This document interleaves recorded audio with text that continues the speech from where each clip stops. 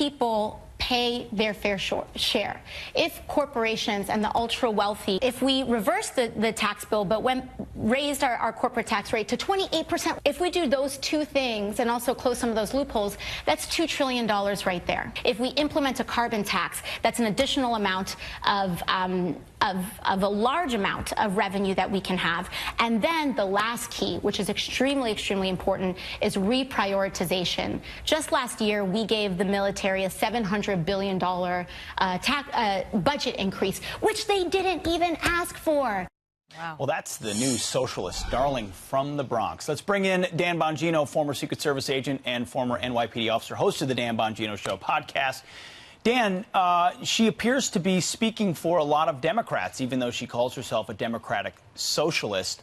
Her big ideas are gutting the military and taxing the rich with different priorities. What do you think? Yeah, Pete, she's also speaking for people who don't read books, because almost nothing she said in that clip was factually correct. Ronald Reagan actually raised a couple of taxes. When he raised those taxes, tax revenue went down. When he cut income taxes significantly, tax revenue went up. So what she's talking about raising taxes, she has very little evidence it's going to produce more revenue. Number two, she's confusing the entire military budget, Pete, with the increase. The entire military budget is around $700 billion. They didn't ask for a $700 billion increase. She's running for Congress. You understand this, right? Not only, by the way, the lies go on, or the mistruths, or whatever the focus group tested word is. Then she says, and they didn't even ask for it. General Mattis actually lobbied for the increase. Does she not know that either? Did she just make up this whole thing? I mean, at what point is she going to go on the air and say something that is factually correct? Well, this is now, what, 100 interviews where she's flubbed something big? This is embarrassing now. Dan, let me just tell you, that's not the only thing she's talking about. I mean, she clearly is pointing out some of the weaknesses of the GOP. She tweeted that the GOP is weak on fighting for working-class Americans, weak on crime, weak on equal rights, weak on national security, weak on rejecting racism, weak on moral courage, weak on family values. So, she says, hey, look, this is the problem with the Republican Party. What say you? Yeah, that's just a genius tweet. Yeah, we're weak on borders. We want a border wall. That'll definitely weaken up the border. Weaken on family values. That's a fascinating new twist. Griff, is she just making this up? I mean, seriously, she may need an intervention after that tweet right here. That is insane. Why would you even write that? She doesn't even understand basic facts, by the way. That when she says the thing about fair share, the top 1% of earners pay 40% of income taxes. Think federal income taxes. Think about that. 1 out of 100 people working their butts off out there is paying 40 cents of every dollar. The top 20% of earners are paying up 70 to 80%. Now, by the way, new rules on talking about the economy since Trump is in office, and I want to thank him for this. One, we're not apologizing for hard work anymore. Number two, we don't owe you a dime more, Captain Federal Government. Not a dime. Every time we give you a dollar, you waste it. You flushed our Social Security down the toilet. You ruined the education system. You're drowning us in $20 trillion in debt. We're not giving you any more money. You hear what we're talking about? New rules. No mas, no more money for you. Okay, you've ruined it. You've ruined all your credibility. It's not that the government is too big. It's that it's too dumb to spend our money the right way. We'll keep it now. Thank you very much. Well, Dan, there are a lot of Democrats that think she's the future of their party. They love the message that she's talking about. A lot of young people as well. You hear free education, free health care. Who doesn't want that? The big question, as we all are talking about this morning, is where is that money going to come from? How are you going to pay for it? So Cabot Phillips, who is on our show all the time, and he goes out and he gets just an idea of how people are thinking in this country. He went to college campuses and asked them about these policies. He went to the Bronx. He went to her Bronx, district. actually, where she is from and where she campaigned. And here's what they said about how we're going to pay for this. Her platform includes free health care, college tuition, the minimum living wage, housing as a human right. Are those things that you think the government should be providing for people? Absolutely. Yes, it is. 100%. I feel like everyone should have free education and health care. How are we going to pay for those? Oh, God. I mean... Us, I guess. Yeah. Who, in your mind, should pay for all of the free things? All of the free things? Well, some of it should come from taxes, but the government should pay for it. But the government is funded by taxes. Yeah. There you have it, Dan. That last answer was epic because it sums up the entire progressive movement. How are we going to pay for it? By taxes, but then the government can pay for the rest. As if the government has like a money fairy. Like there's a money fairy that sprinkles money all around. This is, do you understand like the black hole of intellectualism the current progressive movement lives in? They don't understand. It reminds me of a Milton Friedman analogy where he said the great myth of progressivism is that you think your neighbor's paying for it, but your neighbor's saying the same thing. He thinks you're paying for it. They really believe there's a money fairy out there. Listen, I mean this. I applaud Ocasio-Cortez for doing the hard work to win it. I ran for Congress. I lost. I knocked on a lot of doors. Good, nice job. But I'm being serious here. She's running for Congress. She knows very little about what she's talking about. And if she's going to be the future of the party, she owes the voters out there some semblance of reality, and she's not living in it now. Well, Dan, based on those yachts behind you in that shot, you're clearly one of those 1%ers that's paying for all of it. That's so true. Hey, I'm proud. I earned my money, and I'm proud of it. Dan, and new share rules. the wealth. I'm not apologizing anymore. Good man, brother. Send your money fairy up here. Yeah. We could use her for a little while. We could use a yacht for a little while. Thanks for Dan, being good with to us, see Dan. you this Appreciate morning. You too. Joining us tonight is one of the country's leading journalists, Kimberly Strassel, a member of the editorial board of the Wall Street Journal. And Kimberly, great to have you with us.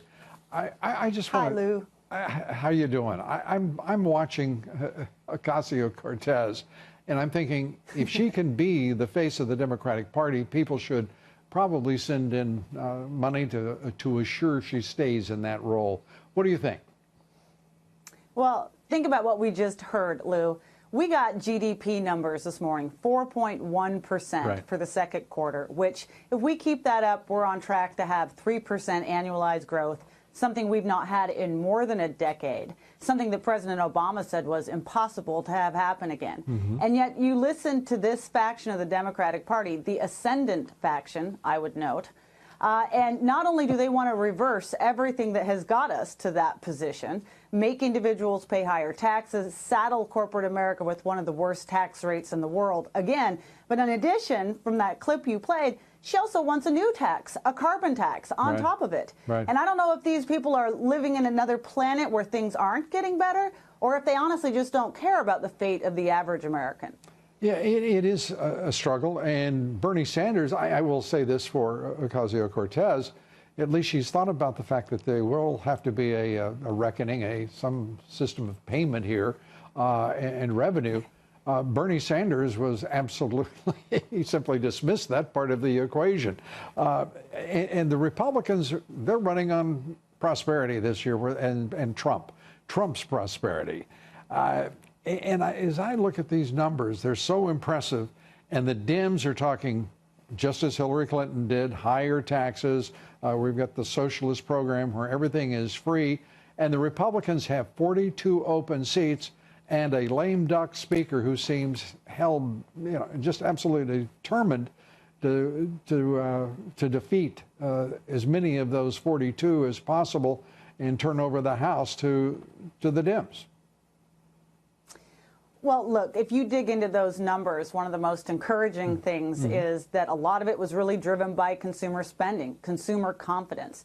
That means Americans are feeling good. If the Republicans can grab onto that message and really ride it, if they can maybe do a little bit more incremental tax reform, for instance, get a Supreme Court nominee confirmed and seated, which is going to change the balance of the court for a generation, they've got as good a message as you can get going into this. It's still going to be tough no matter what because they've got a lot of seats up in the House and because you've had interference, for instance, in Pennsylvania. You've got a couple of those seats that simply have been given to Democrats because of the way their state Supreme Court ruled. And that makes it hard for them to hold on. But I think they're headed into a midterm with a better message than anybody could have expected. And McCaskill in Missouri, you've written about her issues, but she's pursuing a scorched earth policy as far as prevailing against the Attorney General, the Republican Attorney General there. What do you think will be the outcome? Well, you know what's happening in Missouri and McCaskill is what you see happening in these Senate races everywhere. Precisely for the reasons we just said, Republicans have a good message. Democrats are struggling. They don't really have an issue to run on, and so they're doing what they do best, which is personal attacks.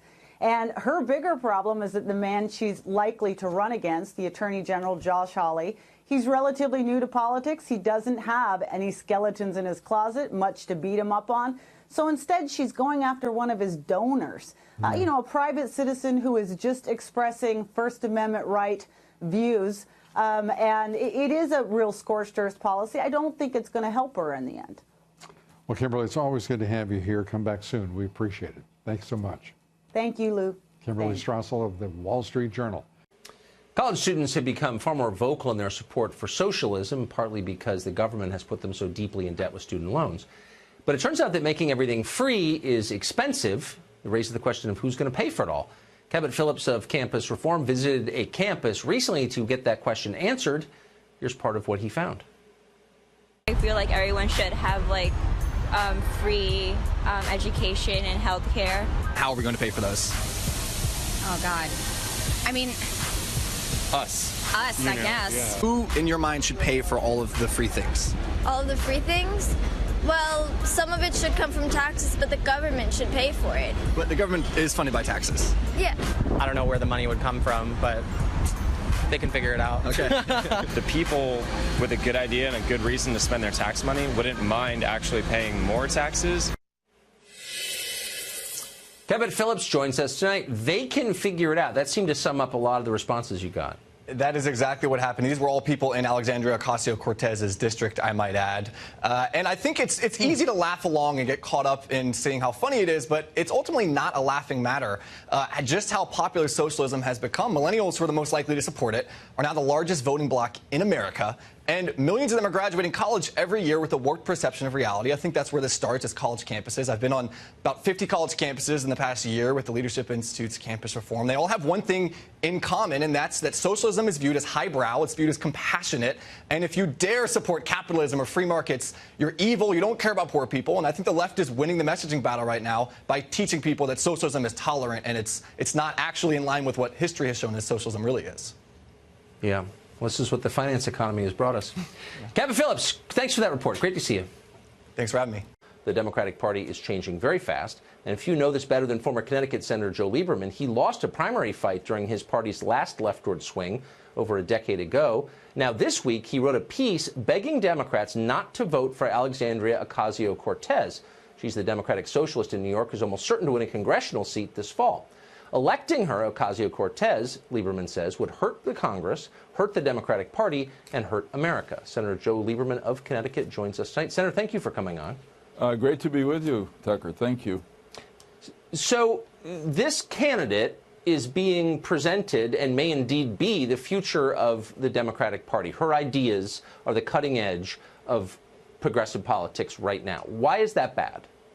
Well, obviously, she's got a right to her ideas, but if her ideas take hold in the Democratic Party, it's not only not the Democratic Party that I joined a long time ago in the inspiration of John F. Kennedy, progressive on social issues domestically, kind of pro-business, pro-growth in terms of economic policy, and a strong foreign policy based on American national interest and values. I mean, she calls herself a democratic socialist.